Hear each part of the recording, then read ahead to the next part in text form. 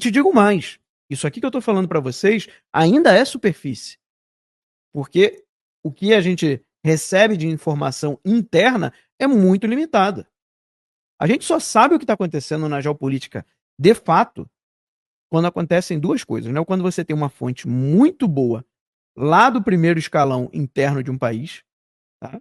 Ou quando tem o vazamento de arquivos secretos, de arquivos confidenciais, como acontece de vez em quando.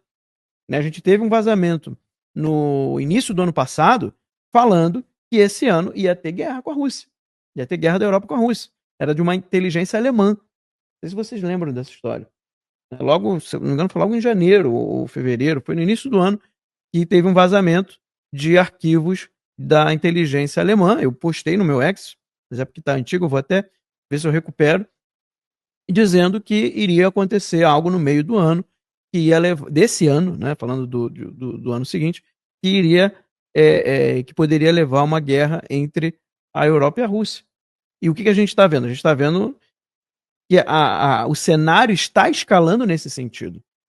Então, muitas das coisas que vazaram nesse documento da inteligência alemã estão se confirmando até agora.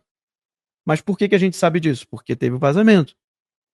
Você teve a questão lá de um teste, né? Foi um vazamento, se eu não me engano, do Pentágono, onde falava de um teste de míssil balístico chinês. Até então, ninguém sabia, pelo menos na superfície, que a China tinha conseguido um teste de míssil balístico bem sucedido.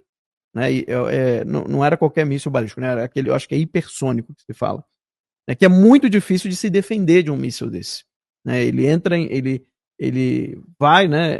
Sobe, entra em órbita e depois ele desce no ponto que ele quer. Só que ele desce numa velocidade tão grande que fica muito difícil você se defender. Então, a gente descobriu nesse vazamento duas coisas. Que, primeiro, que a China tinha conseguido fazer um teste bem sucedido desse míssil. E segundo, que os Estados Unidos estava monitorando a China nesse teste. Então, assim, existe uma camada geopolítica muito profunda que só sabe quem está ali naquele meio.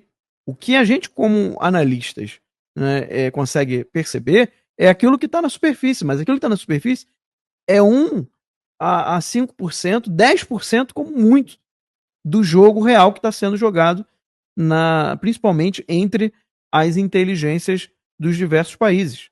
Tá? Não é à toa que às vezes você tem um Mossad agindo e aí parece que é do nada. Não, não é do nada. Aquilo ali foi uma preparação de anos. Aquele golpe que o Mossad fez, né, dos pagers, foi uma preparação de anos. Eles conseguiram interceptar o carregamento dos pagers que iam ser enviados